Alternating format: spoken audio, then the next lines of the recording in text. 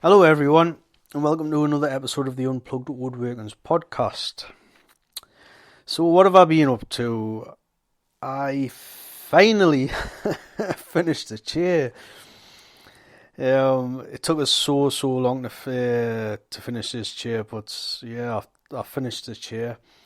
I also did release a video. This is a non-narrated video. It's just basically me woodworking, building the chair. It is a bit of a long-winded one. I think it's about like 27 minutes, something like that. Yeah, but if you want to check it out, I'll leave a link in the description. So I also started making a new blanket chest. This is for myself, with the added bonus, because it's for myself. I decided to try some Japanese style dovetails. I'm not overly sure what the name of these dovetails are. I've been calling them stitch dovetails, because they kind of look like stitches to me. But I'm pretty sure they've got a real name. But they're kind of like a dovetail stitch sort of thing. But there's pictures on me Instagram of the tail portion. Obviously, I haven't done the pin portion yet as of recording this. It is actually looking to be a little bit. It's going to be a bit tricky to mark out for the pin portion. Just like getting marking knives in. I will get a pencil in on the outside portion, the smaller triangle, but the in between the dovetails themselves, it's going to be hard. Like I say, if you check it out on Instagram or Facebook, you'll kind of see what I'm talking about. So I'm gonna have to get my thinking cap on with that, but they should look pretty cool when they're done. I have seen examples of these on Instagram that look really good. So yeah, that's going to be a bit of a teaching for myself, if you like. But it's going to look cool. So today I'm going to talk about the Welsh stick chair I've just built. I did have other plans, but things have gotten in the way and whatever else. So I kind of not doing what I wanted to do. I'm still yet to get in contact with Chris, who I'm planning to do a podcast with. I still need to work out what me and him are gonna talk about. So hopefully that should be coming sometime in the coming weeks. But today I'm going to talk about the Welsh stick chair. Just things that I found a little bit awkward. I have built one of these before, and I have built all its styles of chairs before. But this is probably the one where I've done the most shaping and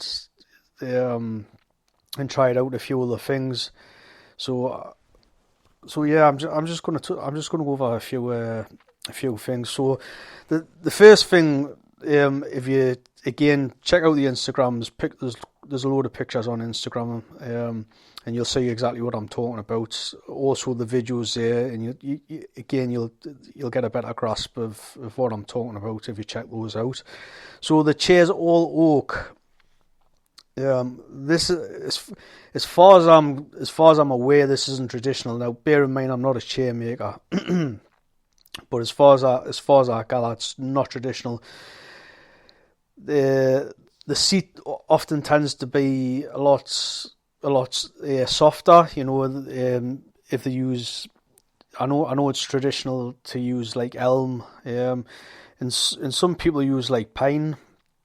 I think that was more like Windsor chairs and stuff. So yeah, it's not traditional.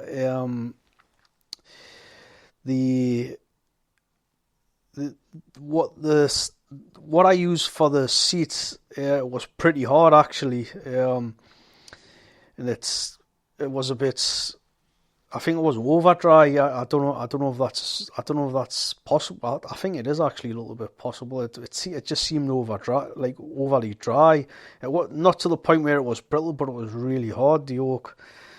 So all of the oak was kiln dried. Apart from the legs, I believe the legs were from a slab that was air dried, and I think it'd been air drying for a long time, even before I got my hands on it. And bearing in mind this oak, what's left of the oak slab, I had for maybe 4 or 5 years, something like that. So I had that for a long time. So it could have been drying for many years. So obviously, for those of the that do not know, the chairs like this, like Windsor chairs and Welsh stick chairs, as far as I'm aware, of course, obviously I'm not a chair maker, a lot of it was green. I know the seats were often air dried, probably air dried for a certain amount of time, but the legs, the spindles, the backrests and stuff, they were all green, typically. So, I mean, when I was making the chair, I was actually using some of the green techniques. I did actually split the legs, and I was using the shave horse attachment for the Roman workbench, which is actually quite cool. If any of you want to check that out, it is on the video. I think that's the first video I've done where I've actually showcased it. It's nothing special, but it just kind of shows you what's possible with just a simple setup, which I think is really cool. So go and check it out. So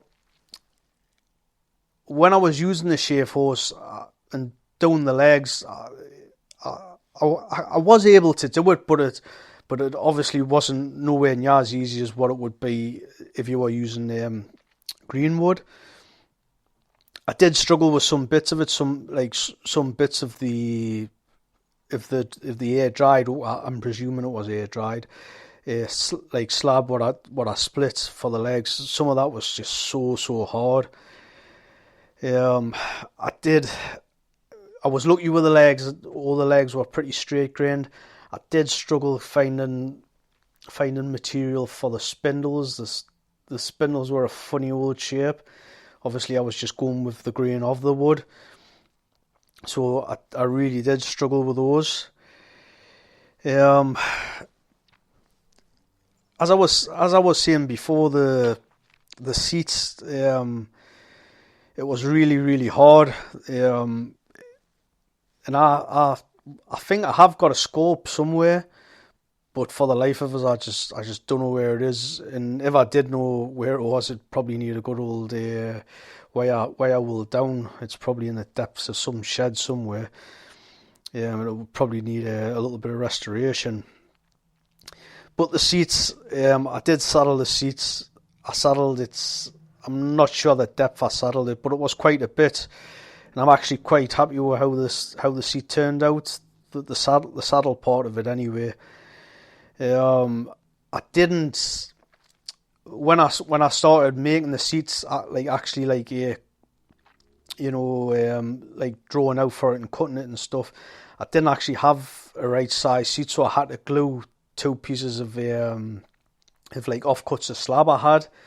I wasn't really happy about this because it is a bit of a mismatch with the grain, but it doesn't actually look too bad once everything's been oiled up, but it still niggles me brain a little bit, that one.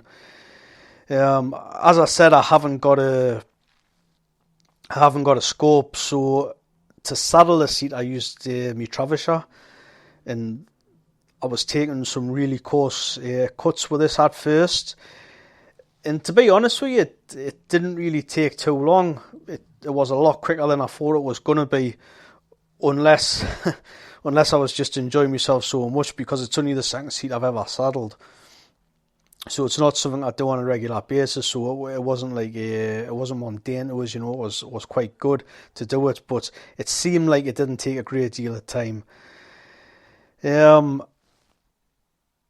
So I kind of when I'd finished with the Travisher, I just followed up with some some card scrapers. I used me square card scraper pretty much the majority of the seat, and I have got a curved card scraper, and I used that. That was just more for the back end. I didn't really use the curved one too much, but it come in very handy. And to be honest, I don't really use it a great deal, but in that particular case, it come in very, very handy. So the legs and stretchers, I've talked a little bit about the legs. As I said, the legs were split. I did use my throw for this. On the video it shows you I split one and it split quite easy. What I didn't show you was the two, I think it was the two first legs, and they took a bit of getting apart, to be honest with you. I struggled with them, I was like, it took a lot of like hitting, getting the throat down and trying to lever them apart, but I got there in the end. And as I said, I put them into the shave horse, and I removed as much material as I could. And I got myself I just basically got the rough of it off. It just saves you a bit of time. Well, for me, that's what I personally think. It just saves you a bit of time, and then you can finish up with the plane, which is what I've done. So I basically, when I'd finished with the shave horse, I used a Wonder Dog, clamped it into place, and I just took a plane and I made the piece pretty much like square, and I made it hexagonally. Once that was done, I just done the conical tenon portion. I've showed this before. I think there's probably a load of pictures on Facebook and Instagram. I just put it back into the shave horse. It just started making the conical tenons, and then I finished off with the Veritas tenon cutter. I did actually get is it Ray Eels? I don't know if I've said his name right, but he's quite a well-known tool maker, and I actually bought his it's like a tenon cutter / dowel maker. It's similar to the Veritas one, other than it's made from wood, and it's got two handles on it, like one either side, which is pretty cool. So that was pretty much the legs. Other than when I got the conical tenon, when I was happy with it, I did clamp them back into place, and I put like a slight taper on these legs, as per traditional for the Welsh stick chairs. So the stretchers, pretty much the same again. I split these. I did have some shorter sections, so I was able to split them. These turned out pretty straight. All the grain was pretty straight with these, which was pretty cool, considering I did struggle with a dowel. It's same again with these. I just made these hexagonally. So pretty much I was starting in the centre and just worked my way back, and obviously these have got a taper on them as well. And same again, I used the Veritas tenon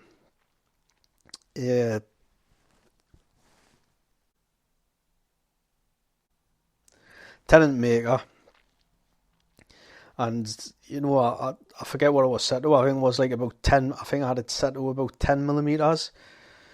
Might have been a bit more. I can't really remember the measurements, but I used that, and that was basically just so I could drill a hole to go through the legs, so they would go through the legs. I wouldn't have to ream it, because obviously you don't ream it. Well, as far as I know, you don't ream the legs, in the sense of the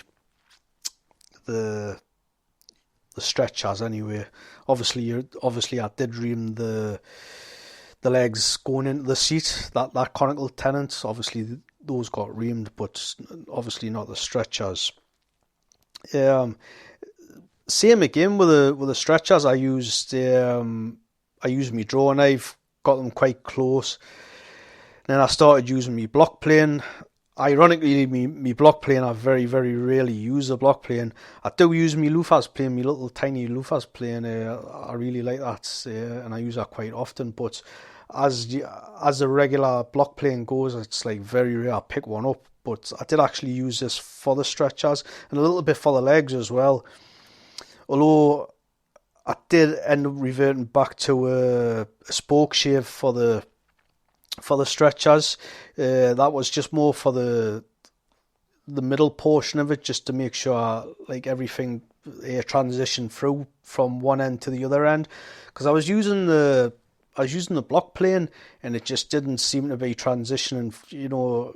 It was taking shavings, but it just looked a bit of a mess, and I felt that I was getting a better transition, like a visual transition.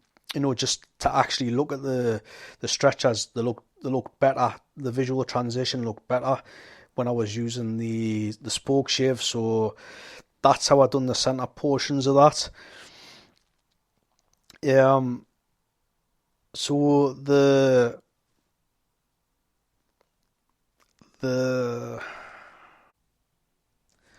just check my notes here. So the stretchers, how I drilled for them. So how I drilled for these to go into the legs. This is something, I don't know where I've seen it. I don't know where I've picked it up. It could be a number of places. But basically I used some elastic bands. I set me combination square and just measure down with a combination square, and put the elastic bands where they needed to be on the mark. So I haven't actually got adjustments for extensions for my bracing bit, and I also haven't got. I'm actually missing some. I don't know if I've misplaced them or I've lost them, but I am actually missing some bits for my bracing bit. So I think I'm going to have to acquire some more, but I did actually end up using my cordless drill, which is very uncommon for me. If you look at any of my Instagram or on my my YouTube videos, it's very rare I'll use even a drill. But I did on this case, and it was pretty easy. It's the first time I've done this with the elastic bands, and I thought it was a really good technique. So you kind of just like the elastic bands covering two legs, and you kind of just stick your drill in between it, and it's and you stick it on the mark, and it was really, really good. It was really easy. I was a little bit apprehensive of how it was going to turn out, but there was absolutely no issues. So I was over the moon with that, because I was, as I said, I was a little bit apprehensive, but it worked out really well. So obviously you do one, done the back leg, and then obviously the same on the other side. And for the centre stretcher that obviously connects the two other stretchers. I pretty much, I can't remember what I've done with that, to be honest with you.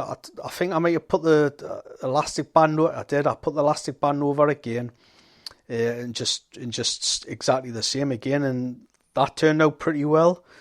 So that was a bit of a surprise for us, how quickly and easily the stretchers went in, because as I said, I was a little bit apprehensive. I was worried about it, to be honest with you. So next I started with the dowels, and the dowels were a total nightmare. I don't know what it is. Over the past year, any time I've made dowels, I've just seemed to botch them up, for a lack of better words. They just haven't turned out good. It's something I'm gonna have to look into. I keep on saying this, but I really need to. I really need to look into how I can make some dowels quickly, and where I'm getting really good results with them.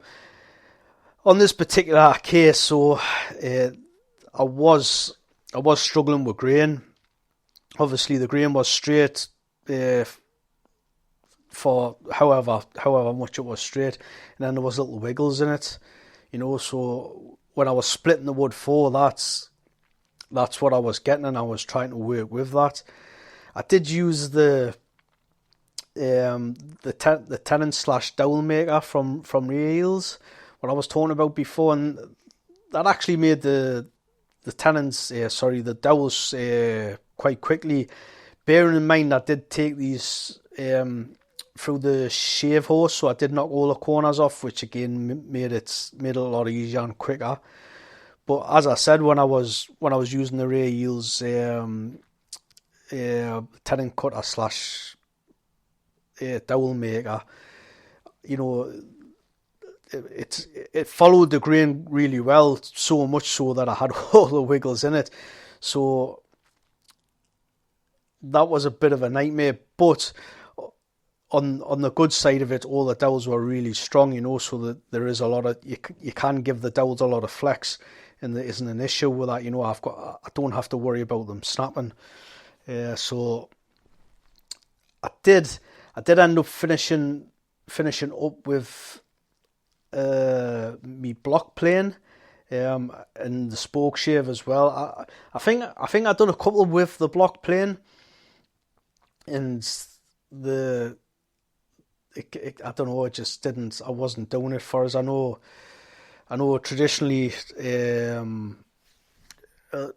people do use the block plane to do things like that, but I was getting better results again when I just sticking it back on the shave horse and using my spoke shave. So I did actually put a taper on, so from where the armrest was up to the end where the crest was, I did taper them down, and by doing this, I did take a little bit of the wonkiness away from some of the dowels, because I think there was about 3 of the dowel, like the longer dowels, that were in real bad shape. And as I said, I was struggling to find what I had. Obviously, this was all done from scraps and from things I had lying around, and I didn't really want to go out to buy any new material for this. Not that I had the money to do it anyway, but so the armrest was next. Same again, I struggle with material for this. I would have liked to have had some material that had a bit more of an arch or an arc in the grain pattern, but I kind of had to just use what I had, so it kind of wasn't ideal. Obviously I did get it together. This was a 3-part glue up, and in my wisdom, which I did comment on, I think it was the last podcast, I didn't clean the edges up, which I should have done. I should have cleaned them, got them close, and then glued the thing together. Well, I didn't do that. I kind of just glued everything together, and I didn't take into consideration the direction of the grain. So the direction of the grain on like all 3 pieces are all going in different directions. So obviously, when I was trying to clean this up with a spoke shave, it was slow going. I had to take my time. I had to take not so hard cuts. I mean, I did actually start taking some deep cuts at the start, and they weren't too bad. And then I did have to loosen it right off. And in the end, I just had to clean it up with a card scraper. So those card scrapers are great. I use one all the time. I've been using one for many years now. For anyone that doesn't use them or hasn't been introduced to one, I'd highly recommend you get one. They can save you a lot of time and effort, and they do pretty much just save you. If you have done like something silly like what I've done there. They're a good little bit of kit to have. So yeah, if you can get your hands on one, definitely recommend it. So with the armrest as well, I didn't actually make the armrest long enough, in the sense that from the elbows to where my knuckles are, it should have been longer that way. The only reason for this was because of the backrest portion. I didn't put enough. I feel there wasn't enough angle on the backrest portion.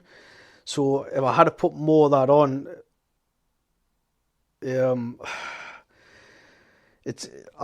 I just think it wouldn't have looked right visually.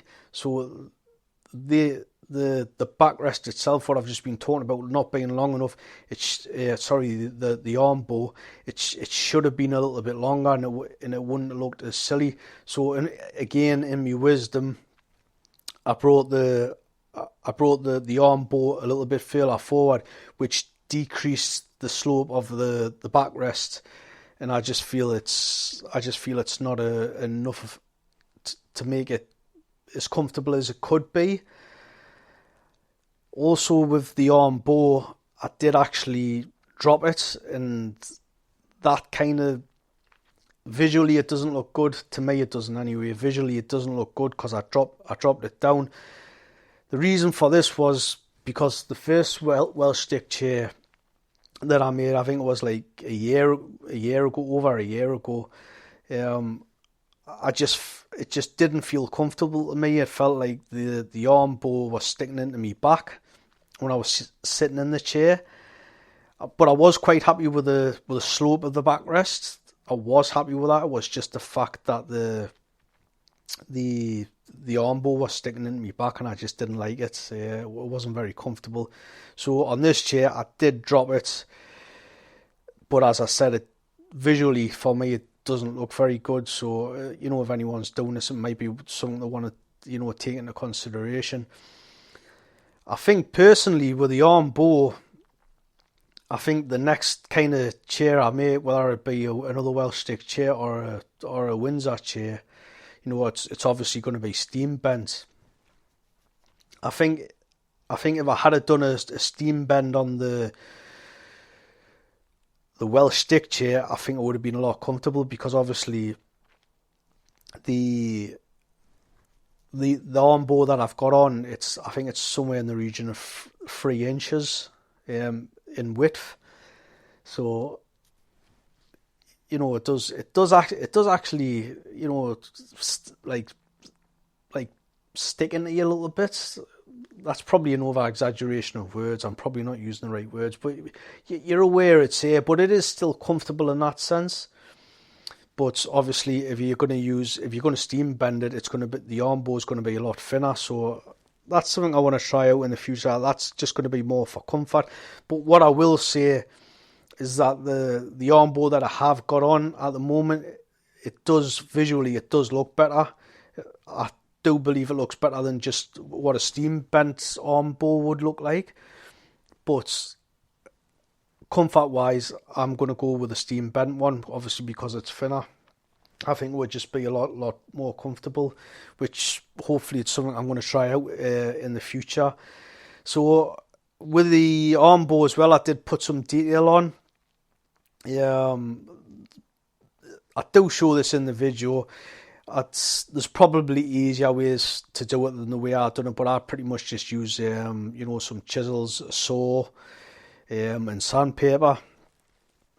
But it is a nice little touch. I do like the detail to that. It does look really nice, and I've had a few people comment and saying it was really good. So I am kind of happy with that. But again, it's just, if I was able to take the arm bow further back, I think the chair would have been a lot more comfortable. Don't get us wrong, the chair is pretty comfortable. It's a lot more comfortable than the first chair I made, but still I feel I could have made it more comfortable, which for me, if I'm making a chair, especially if it's for myself, I want to make that chair as comfortable as possible. And it stands to reason, if you're going to be sitting in that chair for any length of time, you do want to be comfortable. So when I finished the armrest, obviously I had to drill for the dowels, and I seen the technique what I used. I seen this on Instagram. It's I cannot remember the guys. I actually do follow. I'm terrible. I should have his name wrote down. Klaus or Klaus. I believe he's from Norway or somewhere over there, and he makes absolutely wonderful chairs. Welsh stick chairs. They're absolutely stunning. And this technique is I seen a picture of him doing this, or it might have been a video. So basically, you'll get the arm bolt into position. You can use a jig. I didn't use a jig. I just used a piece of oak, and clamped it into place. And basically, you get some of the dowel, and you've got all your markings for where your dowel's going, and you just get this dowel, and it's got a point on one end, so it looks like a bit of a pencil. You put your points into your mark, what you would have used with your dividers, and it just wedges in underneath. I used a little bit of sandpaper, and I just got it wedged, and I got the angle what I was happy with, so everything was in line. And then I just used the drill with the extension on. With you having the extension on, it kind of you're better able to you're better able to eye in to make sure you've got the angles. Again, you'll be able to see what I'm talking about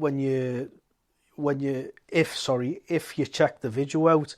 There's quite a good shot of me, and I'm drilling, and you can see the dowel, and it's you can see it's quite a good line up from the dowel, and then obviously with the drill, and that worked out pretty well. I think there was about 2 holes. There was 2 holes that were slightly off, and I think that was the first hole I'd done when I was it was my first attempt. But after that, I picked it up quite quickly. And the second one, it wasn't a great deal, but it wasn't on. But I mean, all the rest of them were pretty much bang on, which I was really happy about. So that's quite a good technique. Like I said, have a look at the video, check it out. For anyone that's planning on making a chair, I quite like that technique. Going back to when I built the first one, I used the magic stick method. I think this is Chris Schwartz's method, I believe. When you basically get a second person who sits with a stick and kind of gets everything lined up for you, and basically guides you with a drill, back forwards. You know what I mean? So I used that method. So I basically had someone telling us more forward, more back. And that actually worked out quite well, that technique, but I just found it a bit more time consuming. Where I think anything in the near future, anything, sort of dowel drilling, I will be using this method. I'm quite sold on it. It's really, really good method. Personally, I think, in any way. Obviously, when you've drilled the top hole, you just basically poke the extension, the drill extension bit down, and you just line it up into your mark, and again you just drill. So that's pretty much got it lined up. So as I've just said about 2 or 3 times, good technique. Go and check it out. So the crest was next. This, again, I was just using material what I had. It wasn't the best of materials, but it was the only piece of material I had that was 3 inches by 3 inches. I could have, in hindsight, I could have glued some material up, but all the other material I had, it just wasn't, it just wasn't. I didn't think it was suitable. To be honest with you, the piece I used for the crest was that wasn't suitable either. It did have a slight bend in the grain, a slight like arc in it, and this was only very, very slight. So when I'd done this, obviously it was one piece. I basically just marked my curve out, sawed down, and I removed quite a lot of this, a lot of the waste with a chisel. Followed up with a chisel, just trying to get more of the curve, and then pretty much just a spoke shave and the cord scraper, and I've done that for both sides, and that worked pretty well. To be honest, I did have problems with there was actually some splitting in the wood. I had issues with the medulla rays, because where the medulla rays are, those do tend to lift, in my experience anyway. Where you've got the medulla rays, it's kind of like slivers, like a layer. That's how I describe it, type of thing. So I was able to get some glue into those, clamp them up, and it didn't turn out too bad, to be honest. But again, the material what I used, it wasn't the best. I shouldn't have used it, but with the rest of the chair, it was just kind of what I had to hand, so I did use it. Drilling for the holes for the dowels, that wasn't too bad. That was pretty much straight. I did have to put a little bit of an angle on all of them, because I did actually splay the dowels out very slightly, and obviously the two outside dowels at either end, those needed a bit of an angle on those as well. So another tip what I picked up somewhere, I picked this up some time ago, I just thought I'd mention it just for the crest.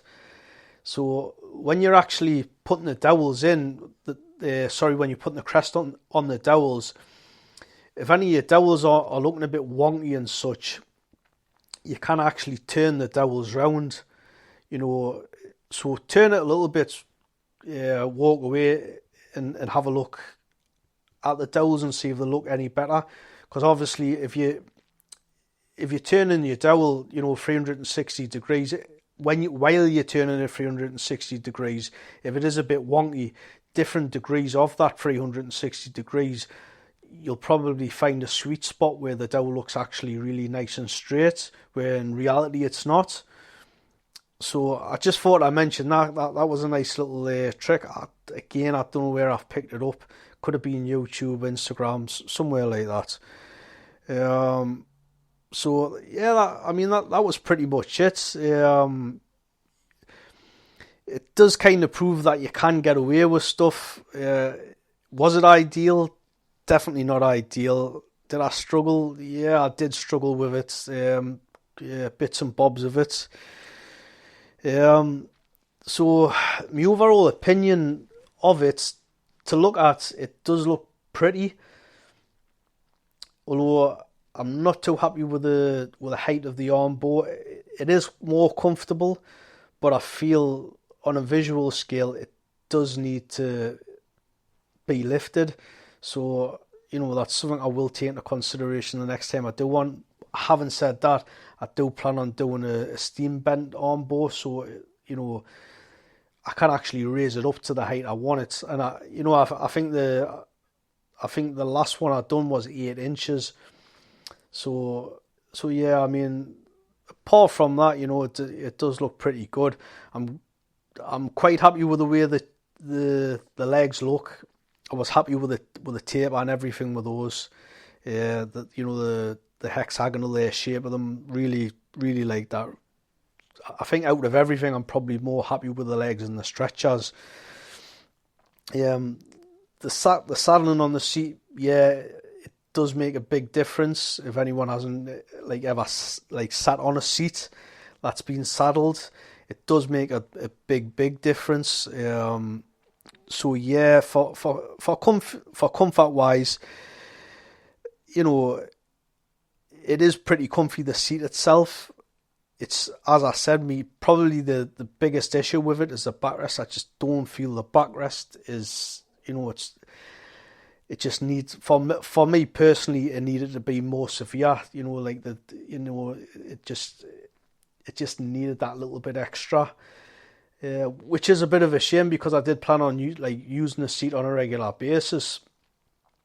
I did actually sit in it while I was doing the notes for this podcast, and it was actually comfortable. I just felt, to make it super comfortable, I could have been leaning more back into the chair, which obviously I couldn't do because of where everything's set. So it's a bit of a lesson learned. Overall I did learn quite a lot building the chair, and it was good fun as well. So there's a lot of consideration to take in, but I do plan on doing maybe another 1 or 2 chairs in the very near future. I do plan on it. Whether it happens or not, I don't know. But I definitely feel a continuous arm Windsor chair coming on. I really want to make one of those. A democratic chair as well. I just really like the look of those. Really want to make one of those too. So I think that's about it for today.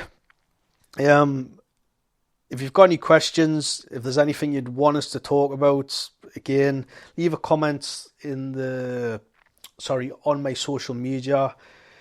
Send us an email. I always like to hear what people have got to say and people's opinions. I'm very open-minded like that.